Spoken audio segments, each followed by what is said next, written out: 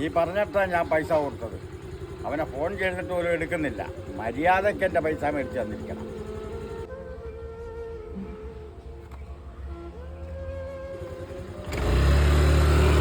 അയാൾ പോയടാണ്. നിങ്ങൾ നാട്ടുകാരെ നിന്നൊക്കെ ഈ പൈസ പിടിച്ചിട്ട് ഒളിച്ചു കിടക്കുന്നതിനാ ആ പൈസ തിരിച്ചു കൊടുത്തൂടെ? കൊടുക്കണമെന്നൊക്കെ ഉണ്ടടാ, പക്ഷെ കൈ വല്ലതും വേണ്ടായോ? തിരിച്ചു കൊടുക്കാൻ പറ്റത്തില്ലേ പിന്നെ തന്നെ ഇയാൾ നാട്ടുകാരെ നിന്നൊക്കെ ഇങ്ങനെ പൈസ മേടിക്കുന്നത്? ഇതൊക്കെ ചെറുതല്ലയോ, ഇതിനേക്കാളും വലുതുണ്ട്. ഇതിനൊക്കെ കാര്യം അറിയണം. ഇതൊന്നും ഞാൻ വരുത്തിയ കടമൊന്നുമല്ല, വീട്ടുകാരുണ്ടാക്കിയ.